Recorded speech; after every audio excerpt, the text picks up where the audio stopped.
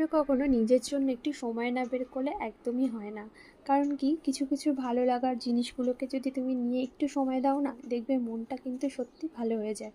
তো আজকেই সেরকমই একটা দিন। আমার একটু কিছুতে ভালো লাগছিল না, ভাবছিলাম যে কিছু একটা বানানো যাক। তো ভাবতে ভাবতে এই শোপিসটার দিকে চোখ পড়লো, তো ভাবলাম এটাকেই কিছু একটা ক্রিয়েটিভিটি করি, যেমন ভাবা তেমনি কাজ। তো চলে এলাম, আর আমি এটা তোমার ভালো করে রং করতে শুরু করে দিলাম।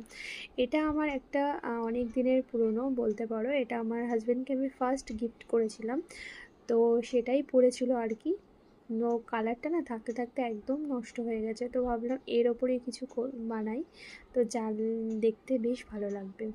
তো অতটা সম্ভব হবে বলে ভাবিনি কখনো, কারণ কি আমার ছেলে ছিল, তো আমি ভাবলাম যে হয়তো ও আমাকে এই কাজটা ভালোভাবে বানাতে দেবে না। তো দেখলাম ও কিন্তু আমাকে একটুও ডিস্টার্ব করেনি, আর চুপচাপ বসে আমার কাজটাকে দেখছিল আমি কীভাবে বানাচ্ছি।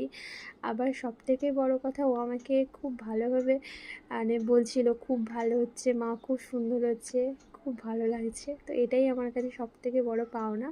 এবার থেকে বুঝতে পারলাম ওকে নিয়েও কিছু কিছু কাজ আমি করতে পারবো। সবাই খুব ভালো থাকো, সুস্থ থাকো, ভালো লাগে।